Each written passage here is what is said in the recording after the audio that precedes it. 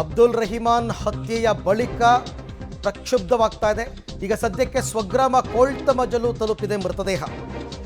ಇನ್ನೇನು ಕೆಲವೇ ಕ್ಷಣಗಳಲ್ಲಿ ಕೋಳ್ತಮಜಲುವಿನಲ್ಲಿ ಅಂತ್ಯಕ್ರಿಯೆ ಕೂಡ ನಡೆಯುತ್ತೆ. ರಹಿಮಾನ್ ಹತ್ಯೆ ಬೆನ್ನಲ್ಲೇ ಮಂಗಳೂರು ಉದ್ವಿಗ್ನವಾಗ್ತಾ ಇದೆ.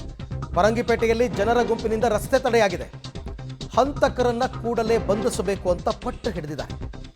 ರಹಿಮಾನ್ ಪರ ಘೋಷಣೆಯನ್ನ ಕೂಗಿದ್ದಾರೆ ಜನರು. ಸಾವಿರಾರು ಸಂಖ್ಯೆಯಲ್ಲಿ ಸೇರಿರ್ತಕ್ಕಂಥ ಜನ ನೋಡಿ, ದೃಶ್ಯದಲ್ಲಿ ತಾವೀಗ ನೋಡ್ತಾ ಇದ್ದೀರಾ.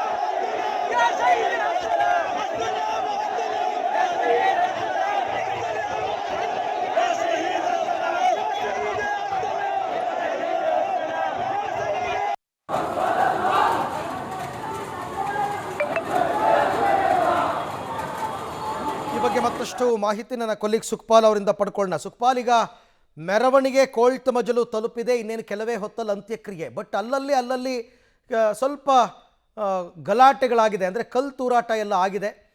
ಸೊ ಇದೆಲ್ಲ ವಿಚಾರಕ್ಕೆ ಸಂಬಂಧಪಟ್ಟಂತೆ ಅಪ್ಡೇಟ್ಸ್ ಏನಿದೆ?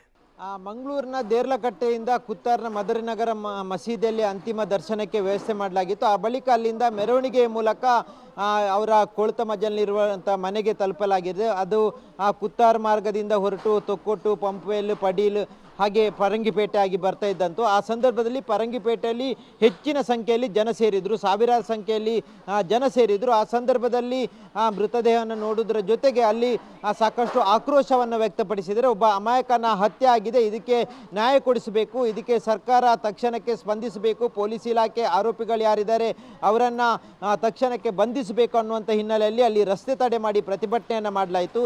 ಆ ಬಳಿಕ ಪೊಲೀಸರು ಪ್ರತಿಭಟನಾಕಾರರನ್ನು ಸಮಾಧಾನಪಡಿಸಿ ಆ ಬಳಿಕ ಅಲ್ಲಿಂದ ಮೃತದೇಹವನ್ನು ಮುಂದಕ್ಕೆ ತಗೊಂಡೋಗ್ಲಿಕ್ಕೆ ಸಾಧ್ಯ ಆಯಿತು. ವ್ಯಾಪಕವಾದಂಥ ಪೊಲೀಸ್ ಬಂದೋಬಸ್ತಿನ ಮೂಲಕ ಮತ್ತೆ ಬಂಟ್ವಾಳದ ಬೀಚ್ ರೋಡ್ಗೆ ಬಂದಿತ್ತು. ಬೀಚ್ ರೋಡ್ನಿಂದ ನೇರವಾಗಿ ಕೋಳ್ತಮಜಲಿಗೆ ತಲುಪಿದೆ. ಈಗ ಸದ್ಯ ಅವರ ಮನೆಗೆ ತಲುಪಿರುವಂಥದ್ದು. ಮನೆಯಲ್ಲಿ ಸಾವಿರಾರು ಸಂಖ್ಯೆಯ ಜನರು ಸೇರಿದ್ದಾರೆ, ಅವರೆಲ್ಲರೂ ಅಂತಿಮ ದರ್ಶನ ಮಾಡ್ತಾ ಇರುವಂಥದ್ದು. ಆ ಬಳಿಕ ಅಲ್ಲಿ ಇರುವಂಥ ಮಸೀದಿಯಲ್ಲಿ, ಮೊಹಿದ್ದೀನ್ ಜುಮ್ಮಾ ಮಸೀದಿಯಲ್ಲಿ ಅಂತ್ಯ ಸಂಸ್ಕಾರದ ಪ್ರಕ್ರಿಯೆಗಳು ನಡೀಲಿಕ್ಕೆ ಇರುವಂಥದ್ದು. ಅಲ್ಲಿಗೆ ಬೇಕಾದಂಥ ಎಲ್ಲ ವ್ಯವಸ್ಥೆಗಳು, ಅಂತಿಮ ಸಂಸ್ಕಾರಕ್ಕೆ ಬೇಕಾದಂಥ ವ್ಯವಸ್ಥೆಗಳು ಈಗ ಸದ್ಯದ ಮಟ್ಟಿಗೆ ನಡೀತಿರುವಂಥದ್ದು. ಇನ್ನು ಕೆಲವೇ ಗಂಟೆಗಳಲ್ಲಿ ಅಲ್ಲಿ ಅಂತ್ಯ ಸಂಸ್ಕಾರ ನಡೆಯುತ್ತದೆ. Arvind, right, thank you Sukhpal, ತಮ್ಮೆಲ್ಲ ಮಾಹಿತಿಗಾಗಿ ಧನ್ಯವಾದ. ಸೊ